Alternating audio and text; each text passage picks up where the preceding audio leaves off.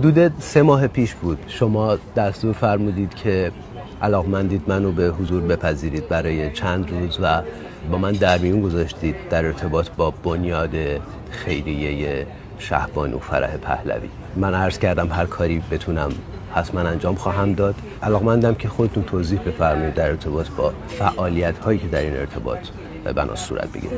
بنیاد فرهنگیه. تمام این سالات اینقدر کتاب هم برای من فرستادن، هم خودم خریداری کردم و یه مقدار زیادی تابلوی نقاشی. بعد فکر کردم یه بنیادی درست کنم در خارج از ایران که در خارجم ببینن فرهنگ ما چی بوده، تاریخ ما چی بوده، که به کمک یکی از همیهنان در پرتغال قرار این بشه. من به خاطر میارم 3 ماه پیش که منو به حضور پذیرفتید فرمودید که میل دارید من اجرای برنامه بکنم در ارتباط با افتتاحیه بنیاد فرهنگی شهبانو فرح پهلوی و من این پیشنهاد رو دادم در مایکروسافت تئاتر لس آنجلس برگزار بکنیم با توجه به اینکه تعداد ایرانی ها در لس آنجلس خیلی زیاده. بنابراین ما 9 دسامبر ایرانی ها این شانس رو خواهند داشت که بسیاریشون برای اولین بار شما رو از نزدیک ببینن.